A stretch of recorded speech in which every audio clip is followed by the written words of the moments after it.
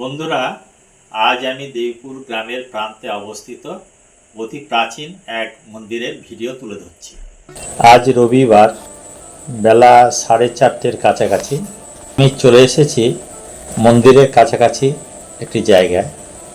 সেই স্থান থেকে আমি ক্রমশ মন্দিরের দিকে কিছুটা অগ্রসর হচ্ছি। এই অগ্রসরের মুখে প্রাকৃতিক একটি সৌন্দর্য পরিলক্ষিত হয়। আমি মন্দিরে চলে এসেছি।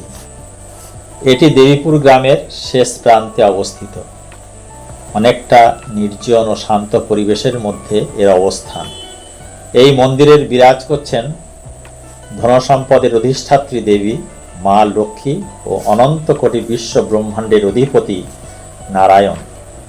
এই লক্ষ্মীপতি নারায়ণের নাম অনুসারে এই স্থানটি নারায়ণতলা বা লৌমুখে সংক্ষেপে নারায়ণতলা নামে বিশেষভাবে অভিহিত। এই মন্দিরের পরিসর বৃহৎ নয়, কিন্তু মহিমার আলোকে কোথাও যেন মানুষের মনে অনেকখানি স্থান জুড়ে রয়েছে।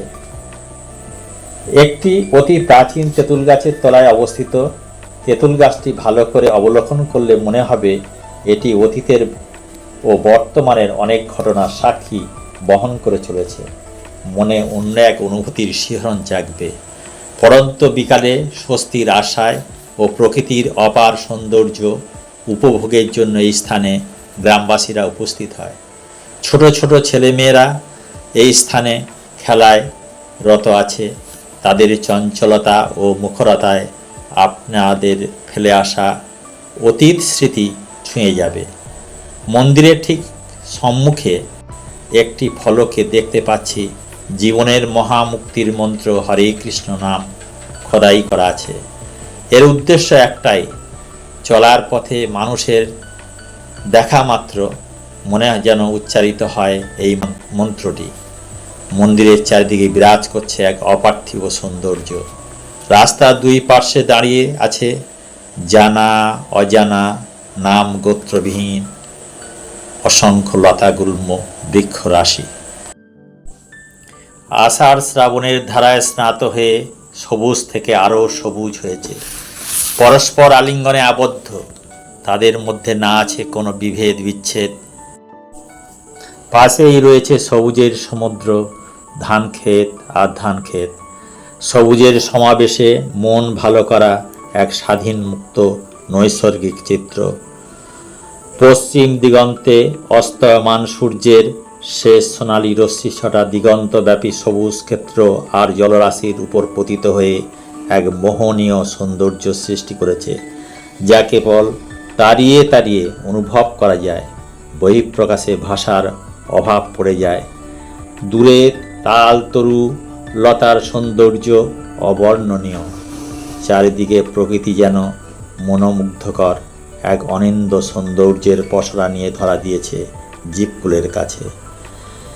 পাখিদের আপন বাসায় ফেরার তাড়া লক্ষ্য করা যাবে।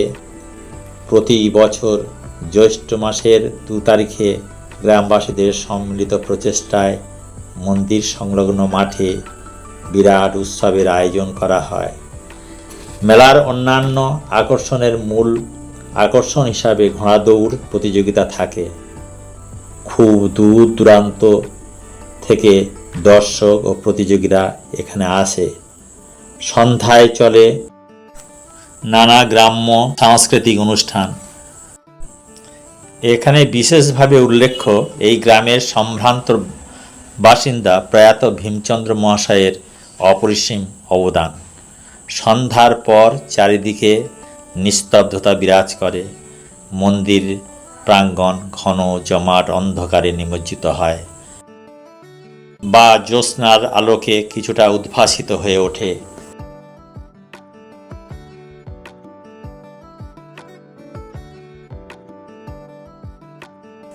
বন্ধুরা, আজ এখানে আমি এই পর্বটি শেষ করছি।